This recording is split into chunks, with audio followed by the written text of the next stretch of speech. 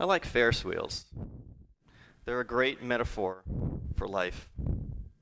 We're all on this ride, and we go through the ups and the downs and the highs and the lows, and sometimes we're fooled into thinking we're on the same ride, but we're all on different rides. We know that. We know that we're all different. And yet, how many of you have ever felt like the red button, out of place? If you look around, it's not an uncommon feeling. Today, I'm going to share with you 3 stories of how I made my way through challenges, disappointments, and embarrassment in high school, college, and work. High school, for me, was a challenge. It was a profound struggle. I was dropped into one academic lane, and I have ADD, so I learn and I demonstrate my knowledge differently. So in this class, I had trouble finishing the tests and the homework. So they put me in a lower academic lane, and I was bored. That was worse. And after a few years, it really began to feel as though they were just trying to ram me into a cubbyhole with little regard for how much of me got shaved off in the process. And I can see a few of you nodding. This is not uncommon. It turns out that modern education is rarely a perfect fit. Now, along the way, I got some help in the form of 2 amazing teachers. One teacher, he recognized that the things that I finished on the tests, I got correct. So he campaigned for me to get extra time on tests at a time in history when that was unheard of. The other teacher tutored me in calculus and showed me how to learn that mathematical discipline on my own. And I wanted to know calculus because I wanted to take physics. I was fascinated by that subject. Now, physics in my high school was a senior class for the smart kids. The man who taught this class did not want me in it. I wasn't one of the smart kids. But my teacher champions prevailed upon him to let me in the class. And he did so, but without any accommodation. Now, I did reasonably well in physics. I enjoyed it, and I was happy with my level of learning. I didn't get to everything on the test, but that was fine. I knew what I knew. Halfway through senior year, however, disaster struck. I was walking down campus one day, and suddenly I couldn't breathe. I was suffocating, and it turned out that my lungs were collapsing inside my chest wall. I had to leave school and have 2 massive surgeries. They cut me from here to here. And look, see, that's my x-ray, my actual x-ray. And see those little ring things, like a necklace there? Those are staples that are in my lungs to this day, holding them up and allowing them to inflate. Well, I got back to physics class, and I was weak, and I was tired. And I had a lot more trouble finishing the tests, and my grade began to slide precipitously, and I feared that I might fail the class. But I knew the material. So I went to the teacher and I said, look, is there something that I can do, anything, to just show you that I know the material? And I got this. He was having none of it. He even seemed to enjoy the predicament I was in. So I went back to my teacher champions and they said, well, Michael, we can't really help you. We've used up all our leverage with this guy. You're going to have to find a way through on your own. And they added, you seem afraid. I was afraid. I was having nightmares about this. And they said, you've got to find something that gives you strength to hold close. So I thought of tigers, because I like tigers, and they're sleek, and they're powerful, and they're relentless. So I thought of myself as a tiger, and I even roared into a mirror a few times. And as silly as that sounds, I gained strength from that. And I decided, I'm either going to pass or I'm going to fail this class. So I might as well go for broke. So I went back to the teacher and I said, look, there's this end of the year project we all have to do. If I do a really good project, can I pass the class? And he got this smirk on his face. And he said, okay, you can pass the class if you do the best project. And he added, but Montague, look around you. Look at what you have to compete with. I did look around me, and I saw some kids, they were rolling a ball down an inclined plane, calculating the velocity. Some kids were lighting up a light bulb with a solar cell, physics stuff. And I thought, I got to do something better than this stuff. But I didn't know what. So I went to my local library where I knew there was a retired physicist volunteering. And I told this man of my predicament, and he got this grin on his face, and he disappeared into the stacks, and he came back with this dusty, faded book, and he said, Michael, read this book. You're going to build a cloud chamber. I didn't know what a cloud chamber was. It turns out a cloud chamber is a device that physicists use to show evidence of subatomic particles, electrons and alpha particles, things we can't see with a microscope. They make beautiful trails in the midst of the cloud chamber. And you can tell which particle you're looking at based on the shape of the trail. So I worked on this cloud chamber for a month, cobbled it together from household materials. It was really just a process. Any of you could build a cloud chamber. It came time for physics presentations, and some kids rolled a ball down an inclined plane. Some kids lit up a light bulb with a solar cell. I got up in front of the class, and I gave them a glimpse into a part of the universe they never thought they would see. And now the point of this is that we all face challenges. And I would add, I passed that class with flying colors. I think you guys would say I crushed it. Anyway, we all have challenges, and we don't often see each other's challenges. Okay, we don't walk around with signs that say single mom or flunked algebra or cancer survivor. Maybe we should. Nonetheless, some compassion is due, because that kid that you think is perfect, going to Harvard, straight A's, track star, maybe she goes home to a nightmare. You just don't know. And since our individual challenges loom large in our lives, there's no comparing one person's challenges to another's. And so we differentiate ourselves in the way that we face our challenges.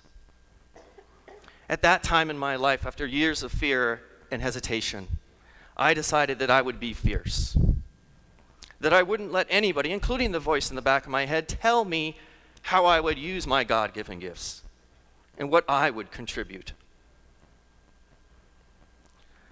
Now, coming off of this physics victory, I felt pretty good. But I was never expected to go to college. I didn't think I could. My high school grades were so-so. I took the SATs on a lark. That did not work out well.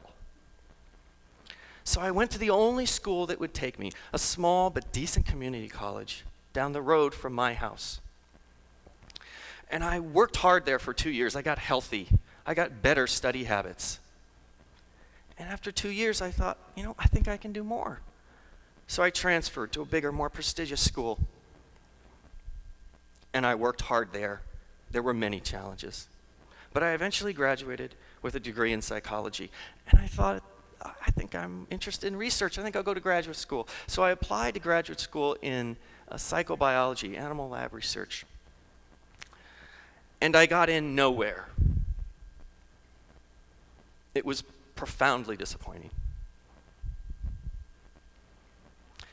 I went back to Rensselaer and I helped out in an animal research lab, a rat drug lab. And I quickly discovered that I didn't want to have anything to do with that research. I was very uncomfortable with the discomfort that we were causing the animals. So I applied to a whole new set of schools in a completely different subdiscipline of psychology, and I wound up getting into the University of Santa Cruz, or California, Santa Cruz, and I eventually attained a PhD in experimental psychology from that institution. And at that time in my life, I began to realize we all take different paths. Our paths are unique, and I decided, well, I'm proud of my path. I'm going to own my path. My path is composed of many moments. Every moment is accumulation of all the previous moments, the bitter and the sweet, the good and the bad.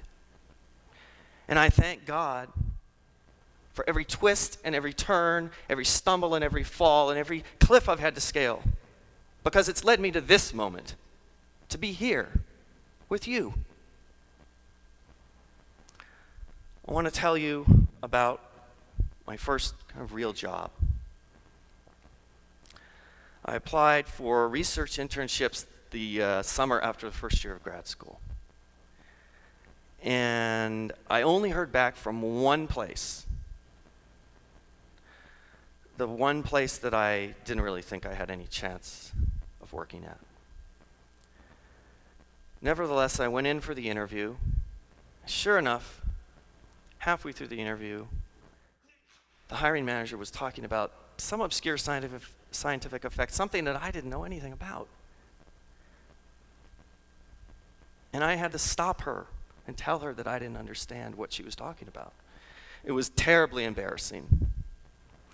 But she was nice. She said, "It's okay. Check it out."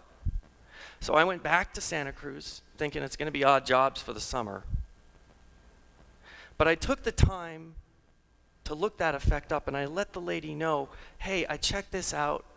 I get what you were talking about. It's interesting. I may use it in my own research. Thank you very much." And I went back to checking the classifieds. 10 minutes later, the phone rings. It's this hiring manager. And all she has to say is, "Can you start Monday?"